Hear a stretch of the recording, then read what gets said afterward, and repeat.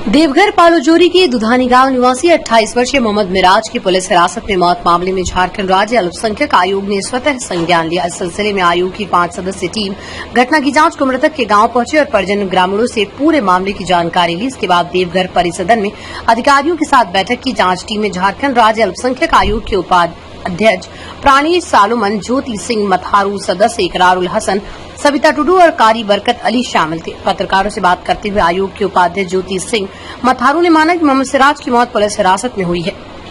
हालांकि मौत कैसे हुई अब तक ये स्पष्ट नहीं है। इसके लिए पोस्टमार्टम रिपोर्ट का इंतजार किया जा रहा है, लेकिन पूरे मामले में पालोजोरी, सारठ और साइबर थाने की पुलिस की भूमिका संदिग्ध है। कोई भी है, कोई भी, एक तो ये है कि भाई कोई प्रूफ नहीं है कि वो मुजरिम, और पूरे गांव के सामने, बाल बच्चों के सामने, छोटे छोटे बच्चे हैं, वही पिटाई शुरू कर दिया। मतलब कि खदेड़ के जैसे क्रिमिनल को नहीं गांव वाले पकड़ते खेत में दौड़ा के और वहां से घसीटते हुए लाया। भाई माँ है, देखा कि भाई कोई ये नहीं, निपट गई, तो माँ को भी मारा पुलिस वाले। और उसके भाई ने कहा कि भाई उसको बताइए जाके मेरा भाई का क्या जुर्म है, ये तो पूछने का अधिकार बनता है। बोला कि प्रभात कर देंगे। पूरा वीडियो में साफ साफ है, तबादला मारने की वो आवाज भी आ रही है। और लोगों ने कहा कि वो सिर्फ वो लोग अपना बचने के लिए यहाँ से उसको उठा के ले गया, वो वहीं पर जो है ना संशय हो गया था। और थोड़ी देर अगर वहां रहता तो वहीं को आदमी बन जाता, लेकिन वो बचने के लिए गाड़ी में उठा के लेके आया। मेरा नाम कारी बरकत अली, सदस्य झारखंड आयोग। मैडम सविता टुडू जी, हम लोग 5 लोगों ने आज उस गांव का दौरा किया जहां की मिराज अंसारी की मृत्यु हुई है। जिस लड़के की 36 वर्षीय, उसके गांव गए और उसके घर में जाके उनके परिजनों से मिले हम लोग और घटना की जानकारी ली। ये घटना जो घटी आप लोग के माध्यम से ही हमें पता चला कैसे ऐसी घटना हुई है, और आयोग ने स्वतः संज्ञान लिया इस पे। और आज ही त्वरित कार्रवाई करते हुए एक टीम जो है 5 सदस्यीय देवघर आई और देवघर से हम लोग पालोजोरी के उस गांव में गए। वहां जो हम लोग को वस्तुस्थिति जानकारी मिली, वहां के जो मुखिया है उनसे मिले, वहां के लोगों से बातें हुई, उनके परिवार के लोगों से बातें हुई, उनकी माँ से भी बातें हुई मिराज अंसारी की। और जो 4 अभियुक्त उनके साथ पकड़े गए थे, जिनको वो अभियुक्त बोलते हैं, जबकि उन पे ना तो किसी तरह का केस था, ना तो किसी तरह का कोई उस पर आरोप था, और ना ही कोई ऐसा उनका पिछला रिकॉर्ड रहा है जिससे कि उनको गिरफ्तार करना या उनके साथ इस तरह का बर्बरतापूर्ण व्यवहार करना चाहिए था। उसकी सारी जानकारी आयोग ने ली है।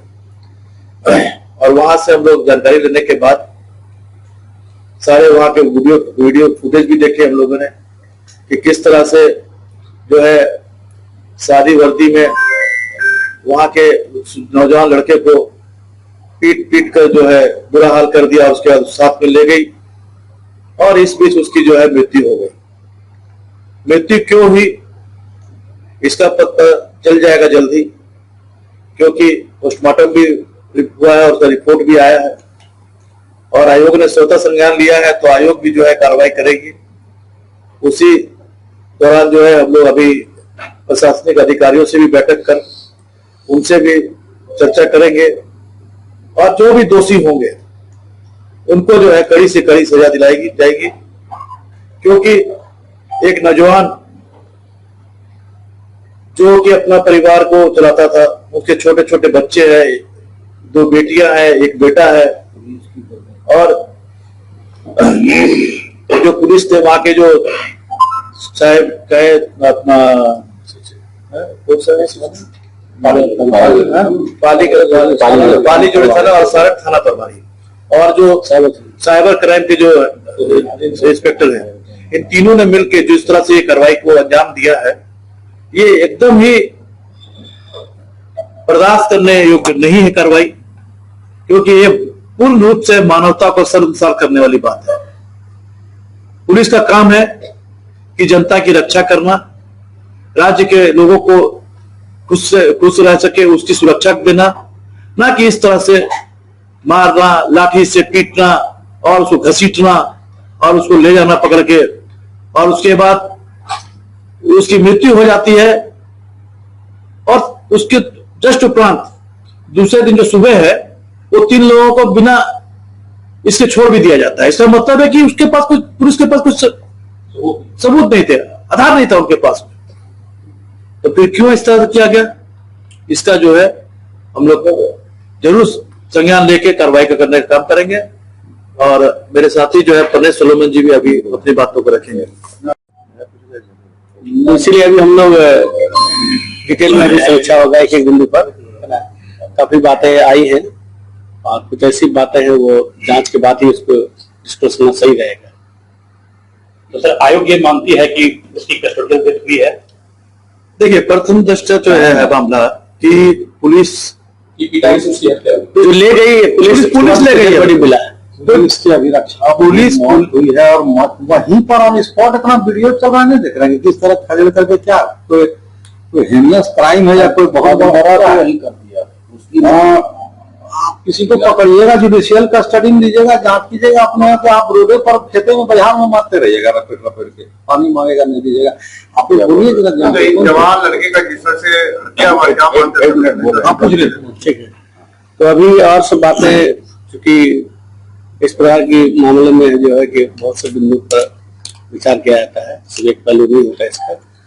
अभी सब बातें सामने आएगी। पहला था कि परिजनों से मिलकर उनको समझाना कि सरकार आपके साथ में है, आपको न्याय इंसाफ मिलेगा, पहला बात ये। दूसरा है कि अगर ऐसा हुआ है तो उसका कंपनसेशन भी होना चाहिए, सेकंड ग्राउंड। थर्ड है कि जो भी दोषी है किस प्रकार चार्जेस बनता है अभी उन पर, है ना। अभी समीक्षा बैठक के बाद ही इसको हम लोग डिस्क्लोज कर पाएंगे, क्योंकि अभी हम लोगों ने एक पक्ष जाकर देखा है, दूसरा पक्ष को सुनना, सुन के उसके बाद हम लोग, लेकिन सरकार के मामले, सरकार इस मामले में गंभीर है। पुलिस का ऐसा रवैया होता है क्या कहीं भी? Thank you so much. थोड़ा बोलेंगे।